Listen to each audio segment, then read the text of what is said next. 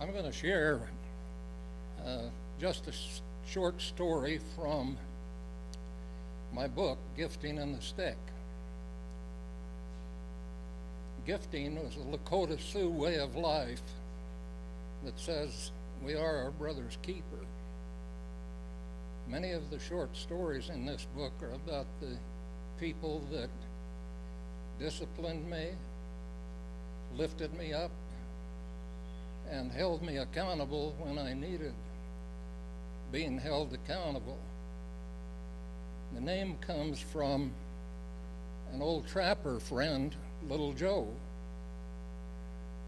Every morning when I had occasion to be with Little Joe, he would say, "Well, we've been gifted with another day. Let's go do something with it." The stick is a Navajo allegory. I picked up that part of the title from a traditional Navajo grandmother. I had taken her granddaughter home because she was breaking every rule in the school. The granddaughter told Grandma, "Mr. Kiesel is prejudiced, and that's the reason I'm being taken home." Grandma put her finger on the granddaughter's nose and said, "Listen, girl, you pick up one end of the stick and you pick up the other." Translated, that means you make the choice, you also accept the consequences. The stories come from my experience growing up in Sanpete County. I started writing these stories because in 1999 I was diagnosed with prostate cancer. I wanted to leave for my family something more than my dad was a school teacher, a principal, an assistant superintendent, and so on. I wanted them to know the people from America's greatest generation, those who came through World War II, the Great Depression, the Korean War, and persevered. So I started writing those stories, and I put them in a loose leaf binder for my family. They started passing them around to friends, and pretty soon I started getting phone calls and notes in the mail, and one thing led to another, and out of that beginning came Gifting in the Stick. So I'm going to share with you just one story, and it's about Willie. I'd like to read that for you. A lot of things were taken for granted in my hometown. Everyone pretty much knew everyone else, as well as their habits and routines as they went about their daily business. Some, I've heard, believed the difference between a rut and a groove was about 1/4 of an inch. Willie, a homegrown farmer, considered himself in a groove. The rhythms of his comings and goings were fine-tuned, he thought, to the heartbeat of the entire community. Willie, therefore, was just a little more than upset when the town marshal, Desperate Hespert, sometimes known as the Iron Claw,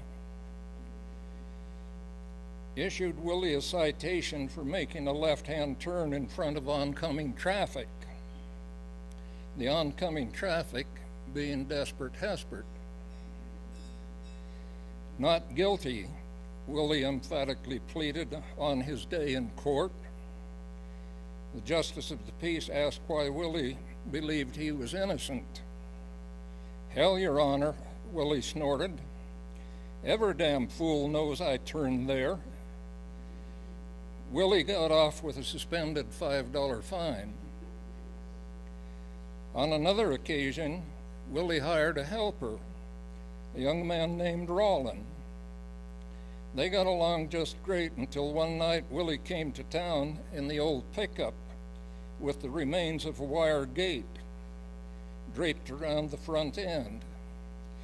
Willie pulled into Dewey's service station, where he was asked about the tangle of wire and wood draped around the bumper and grill of his pickup. "Damn it," Willie fumed. "I told that knothead to open the gate." Willie could be a mite forgetful on occasion. One night at about 10 o'clock, Rollins' mother knocked on Willie's door. When Willie answered, Mom inquired as to Rollins' whereabouts, as he hadn't come home. "Damn it," Willie exclaimed. "I knew I'd forgot something. But don't worry, he can't get far. We were cleaning the well, and he'll be right where I left him." That fall, Willie and Rollin went up the mountain to get a load of poles for a new corral. They took the big team of look-alike workhorses up there to skid the poles to the loading point. Along about midday, Willie felled a big aspen on top of one of the horses, breaking the horse's leg. The horse went down and refused to get up. Willie then ordered Rollin to tie the other horse and the felled horse to an aspen tree and said, "We're going to have to go to town to get a gun. We'll have to shoot the son of a bitch," he informed the boy. Off they went.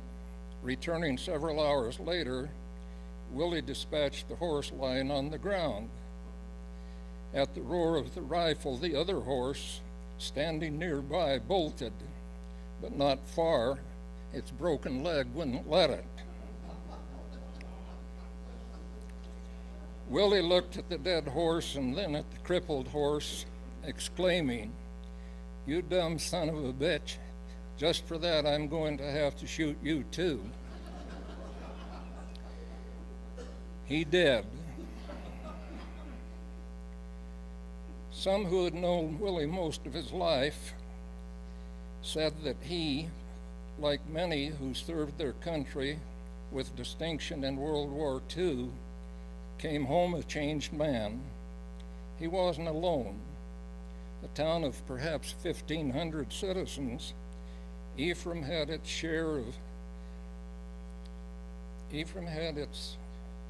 least 20 men who had returned from the battlefront, had never married, had troubled marriages, and generally became loners in the community. For many, alcohol was the escape. Others, like Willie, had their capricious and erratic moments. That being said, the men I knew personally, Willie included, always stood at attention, saluted the flag on the 4th of July, and held back a tear or two as old memories came flooding to the surface. The lesson here is that in the journey of life, the hidden and the obvious often sit side by side, and it takes more than the judgment of our eyes to find the truth. Willie was certainly an example of that.